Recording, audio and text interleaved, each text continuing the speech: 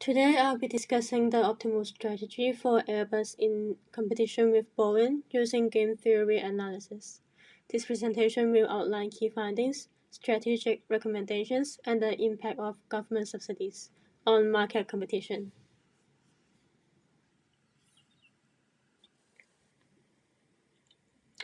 Before we begin, here's an overview of what I will cover in this presentation.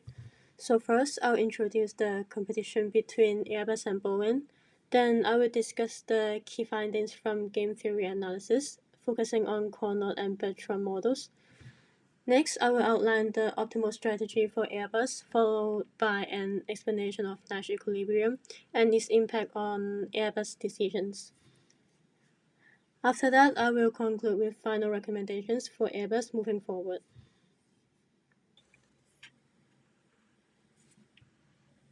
The current global passenger jet market is dominated by two major companies, Airbus and Boeing. Both firms compete for market share by adjusting their production quantities and pricing strategies. The decisions they make affect not only their profit but also the overall structure of the market. So the key question we will explore today is whether Airbus should commit to a production strategy before Boeing does, and how government subsidies affect their competition. To answer this question, we will use game theory, particularly the Carnot and Bertrand models, to analyze Airbus' best possible strategy.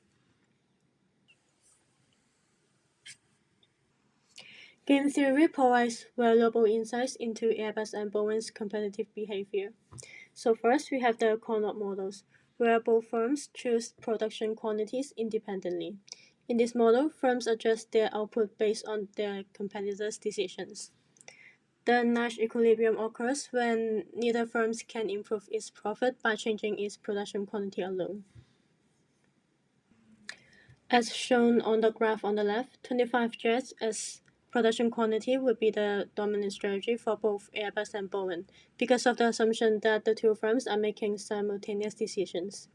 In particular, both companies observe that 25 is always more profitable than 15. Then what will likely happen is that both firms choosing 25, resulting in 625 million profit for both firms, which is much like the present dilemmas because the Nash equilibrium in this case is different from the optimal outcome, which is 675 million profit for both firms. And next we have the Bertrand models, where firms compete by lowering price instead of adjusting quantities. This leads to a price war, which push price down to marginal cost, resulting in zero economic profit for both firms in long term. The table on the right at the right-hand side shows what may happen under the price competition. In specific, if Boeing was already earning moderate profit and Airbus entered the market with subsidies, then what may likely happen is that a portion of Boeing's market share being shifted away to Airbus. Hence, the profit for Boeing may change from moderate to low. To compete effectively, Boeing may choose to expand its production and design new products, which could certainly maintain or increase profit upon the entering of Airbus. However, if Boeing also receives subsidies, then competition intensifies, making the Airbus strategy even more critical. Under the price competition, the price may eventually be pushed to close to marginal cost, leading to zero economic profit in long term. Consequently, what could potentially happen is a trade dispute between the two companies, like the lawsuit in 2004, which Airbus accused Boeing of receiving illegal subsidies and causing unfair competition in the market.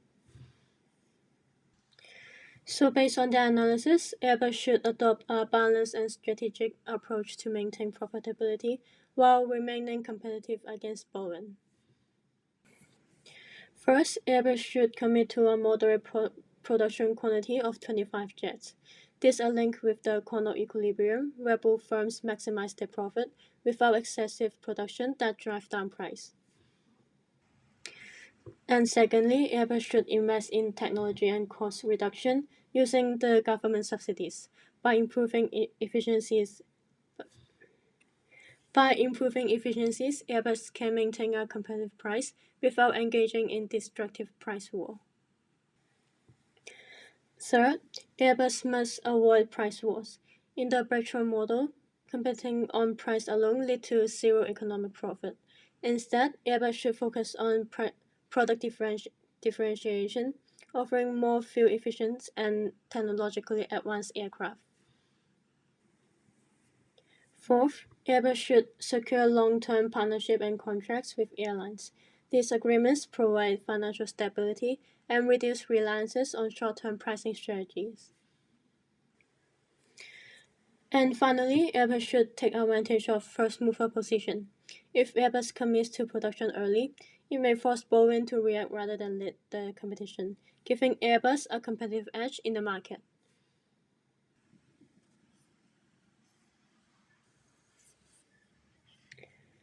The two visuals explain the first-mover advantage in market in the scenario of Part B. In particular, the payoff matrix on the left-hand side shows that if Airbus make the decision first, then Boeing will be forced into a passive position where it receives less or no profit because a large portion of market share is already taken by Airbus. In this situation, if Boeing still decide to produce, then what may happen is that Boeing could suffer from financial loss because the profit may not be able to cover the cost. On the other hand, if Boeing make the decision first, then the same thing will happen to Airbus.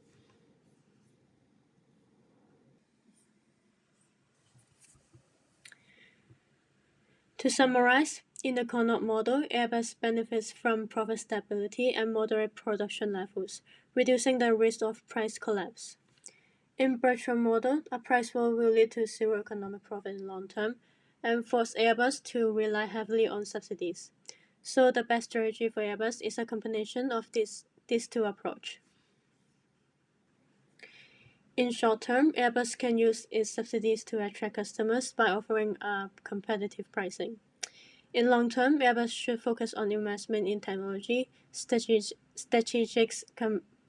partnerships, and corner-style production strategies to sustain profitability.